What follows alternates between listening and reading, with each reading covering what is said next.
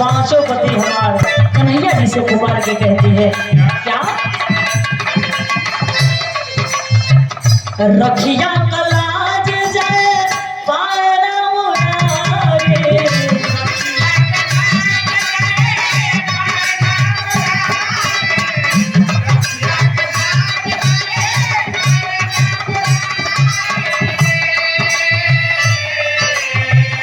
तेरी जो लगई होई बदना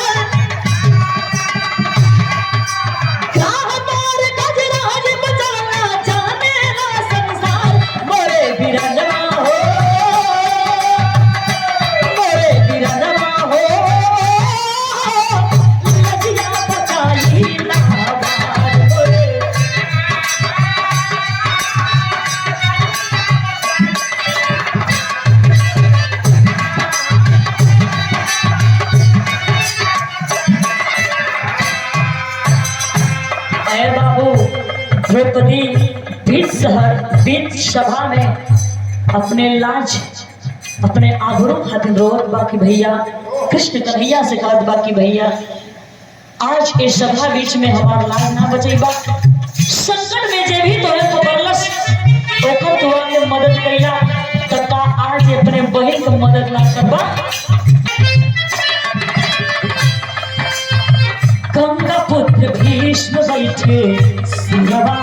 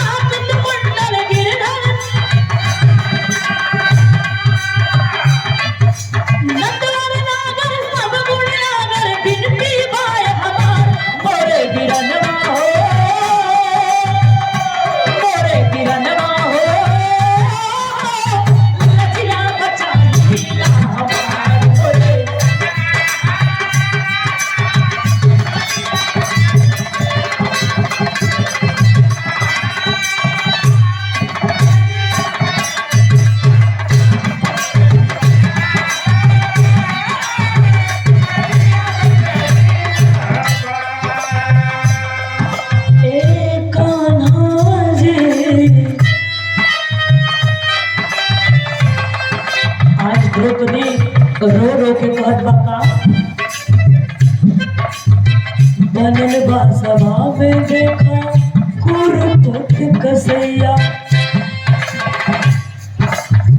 नजिया बचाया के नाग के गथई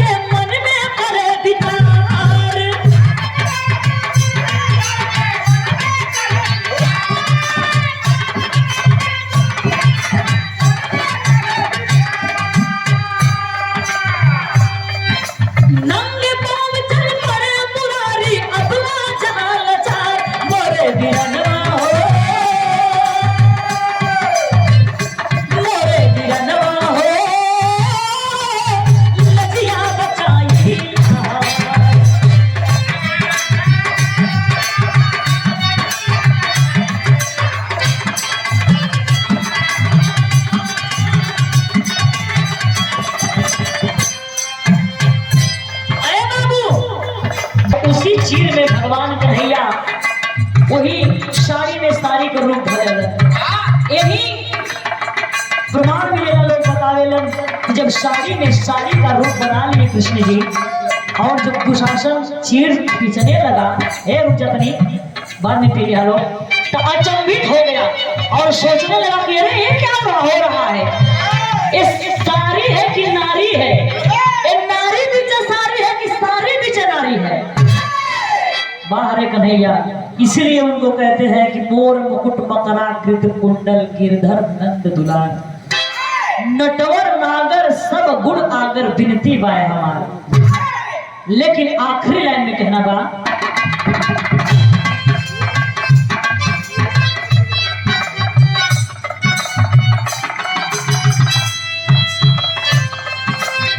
खिंचता खिंचता चीरा पापी हार गए,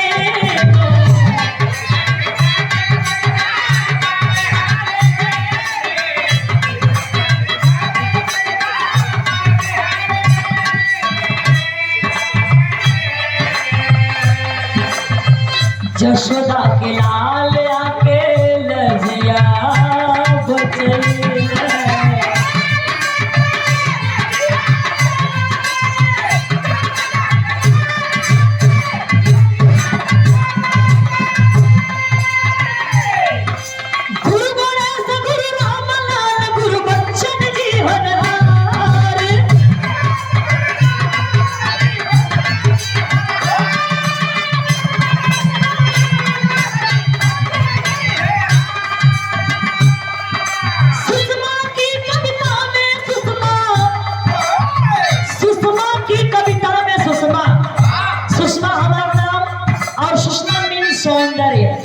सुंदरता,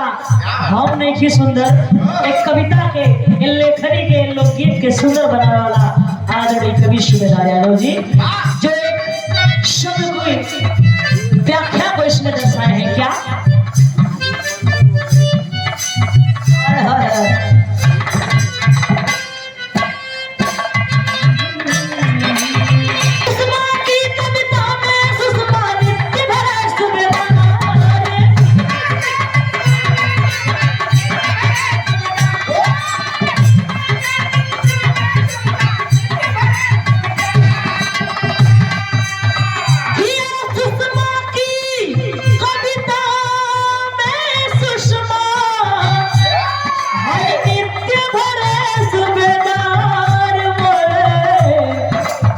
वीरना हो